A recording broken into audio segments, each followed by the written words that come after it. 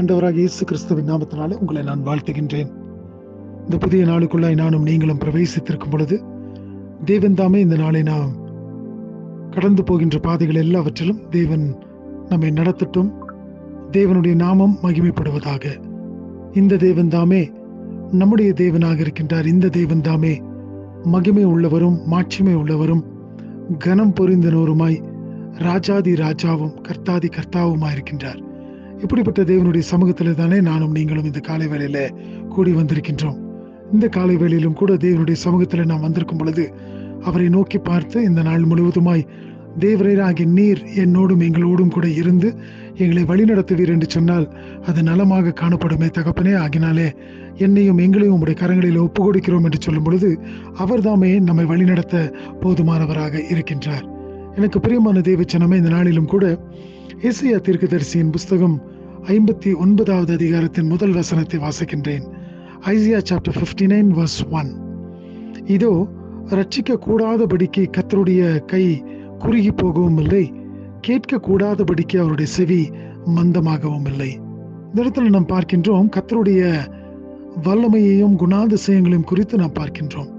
நம்மை ரட்சிக்க கூடாதபடிக்கு, நம்மை விடுதலையாக்க கூடாதபடிக்கு அவருடைய கை குறுகி போகவில்லை.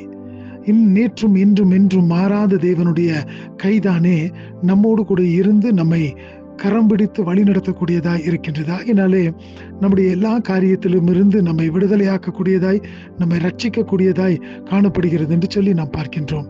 அதுதானே நாம் ஒரு பாடலை கூட பாடுறோம், கர்த்தரின் கை குறுகவில்லை, கர்த்தரின் வாக்கு மாறிடாதே, சுத்தர்களாய் வாழ்ந்திடவே சுதன் அருள் புரிந்தாரே என்று சொல்லி. நிச்சயமாய் கர்த்தரின் கை குறுகி போகாத ஒரு கரம்.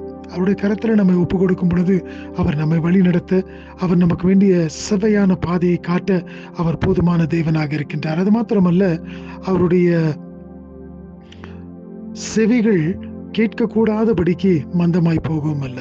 நானும் நீங்களும் கேட்கும் பொழுது அவருடைய செவிகள் தாமே நம்முடைய வார்த்தைகளை கேட்கக்கூடாதபடிக்கு அவை மந்தமாய் போகவில்லை. அவர் நம்முடைய விண்ணப்பங்களுக்கும் நம்முடைய வார்த்தைகளுக்கும் செவி கொடுக்கிற தேவனாக இருக்கின்றார். அவைகளை கேட்டு தம்முடைய சித்தப்படி காரியங்களை நடப்பித்து தருகின்ற தேவனாக இருக்கிறார் என்று சொல்லி நாம் வேதத்தில் பார்க்கிறோம்.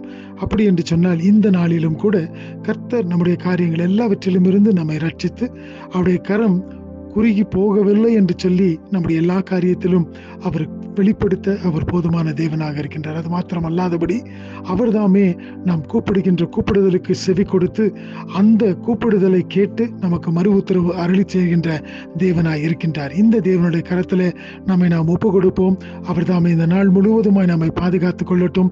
இந்த நாளிலே நாம் கடந்து செல்கின்ற பாதைகள் எல்லாவற்றிலும் அவருடைய கரம் நம்மோடு கூட இருந்து அது நம்மை தாங்கி பலப்படுத்தி வழி நடத்தட்டும். தேவன் தாமே இந்த நாளை நம்ம ஒவ்வொருவருக்கும் ஆசீர்வதித்து தருவாராக. ஆமென்.